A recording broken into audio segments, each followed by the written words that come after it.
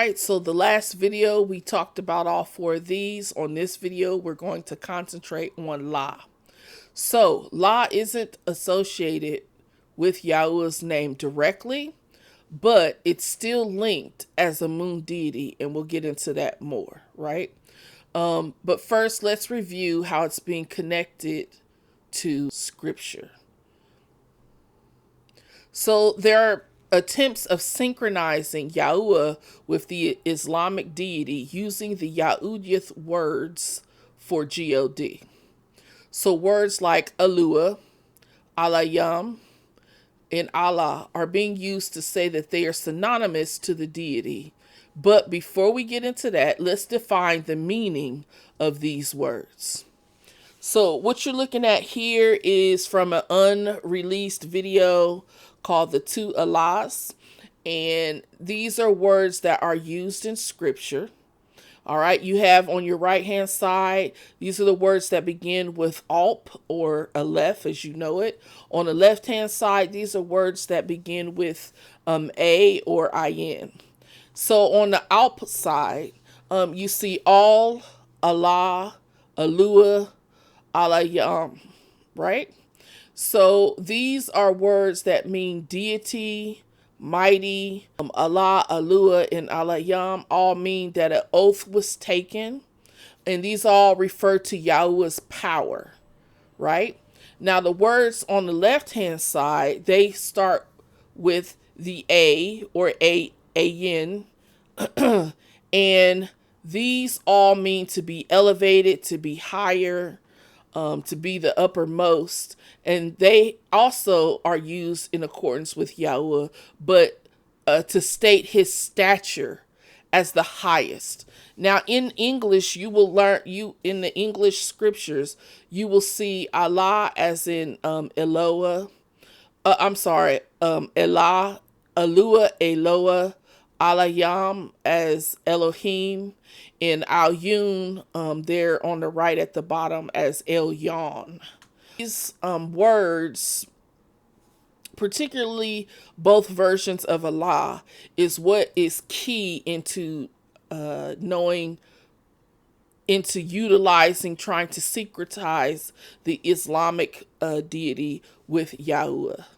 And we'll concentrate on these more, but please feel free to take a look at all these words. I have the Strong's numbers there and also a verse that uses it. You can look them up with your concordance and explore them all you like, okay? So moving on, so we're going to take both of the Allahs, both with the Alp and the A, or the Ayin and the Aleph. And we have the definitions there, and we're going to compare them to the Islamic main deity. That's what his name is written in their script, and the definition of what that means.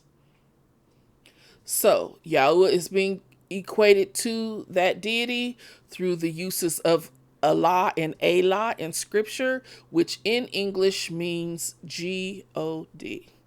I'm trying not to say the actual words of deities' names just in case.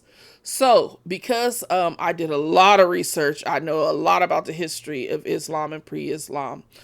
So I couldn't find a definitive source. So what I'm going to do is display what I learned across several resources. And I'm not going to talk about Islam specifically, pre-Islam. So the first deity, as you can see, this is the first Sumerian deity that was linked to the Islamic deity. It was also worshipped in Mesopotamia. The second one at the bottom, it's also a moon deity that was found specifically in Mecca. If you break down of the name, which I did at the very last, you'll see another deity that's used in scripture a lot. We refer to that as Lord, but it's pretty much the same. It should be noted that even though modern interpretations of that deity is the creator deity, the moon is still associated with Islam, as is depicted here when you several flags. you always see a crescent moon and a star. All right. So the etymology of that deity is broken down into all, which is a definitive article meaning the, and then Elah, meaning God. Okay. So it's two words, not just one. Now, Elah is from a Shemitic language, but the sources that I read, they said it came from this area, came from this area, came from this area. So at the bottom there, I have the different variants of that root word and where it came from, which tribe or section of either Arabia or in the Levant area where it came from. So Syria, Canaan, Arabic, Nabatean.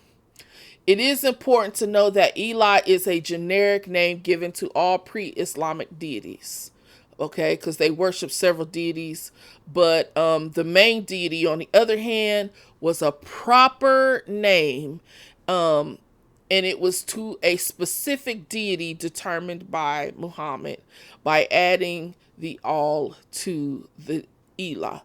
So from what I read, that because it's this specific name, it's a specific deity. So when Muhammad found his way to Mecca, he removed the 360 other deities in the Kaaba. He named his deity as the highest, supreme, and only one, and he placed it. And so you see where the two parts of the name come from. So let's talk about syncretizing, or making two different things the same. In scripture, Yahuah consistently tells us he's our mighty one. Here's a couple of verses that uses, the two main words, actually the three main words we're talking about in their verses. And what you see the most is Allahim being used.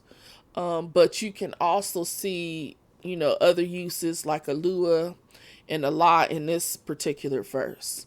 Now, I just put that in to show you that it is in scripture. It is in the Hebrew, not in the English. You have to look up the Hebrew, but it is there. All right. So let's talk about the arguments of how the Islamic deity is the same as Yahuah. All right.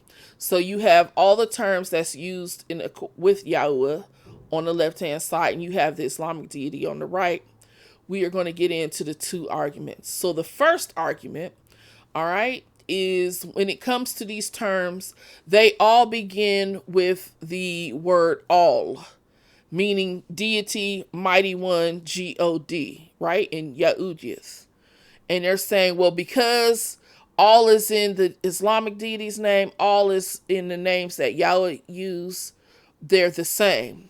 But the only problem is that the all in Yahudyath, or what people know as Hebrew, that actually means a mighty one.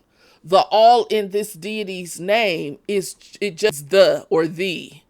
Okay, so they're not the same. Even though it looks the same, they're pronounced the same, it's not the same when you add up the meanings in their languages. Argument number 2 is all the names that are attached to Yahuah, they're all Allah. The main deity's name is that also. But again, when you break it down, it doesn't mean the same. Allah in Yahudyath means mighty one. The Islamic deity means the God.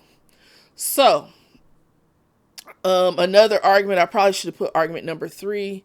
These are their names, how they're written in their languages at the top.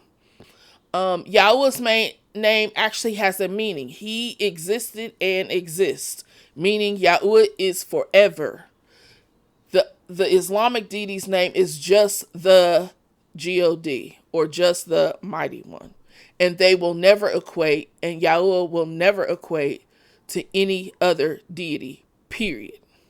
So, brothers and sisters, my last final warning is that for the ones who believe in Yahuah and call him by these names, Elohim, Most High, the Creator, and not using his correct name, you are susceptible to being persuaded as an Islamic deity or any other deity that might come up. You need to use Yahuah's name. You need to say his name. You need to pray in his name. You need to spread his name. Okay? And that way you won't fall prey to, oh yeah, that's the same. Now, if you need some edification on that point, the verses in Isaiah and Jeremiah 16:21, they talk about Yahuah's name. The passage in Jeremiah 23 will tell you who was responsible for getting rid of Yahuah's name. Now, I know this video was very short. I really wanted to concentrate on the name itself and not the religious history. So thank you, and as always, thank you for watching, and please support the channel. Shalom.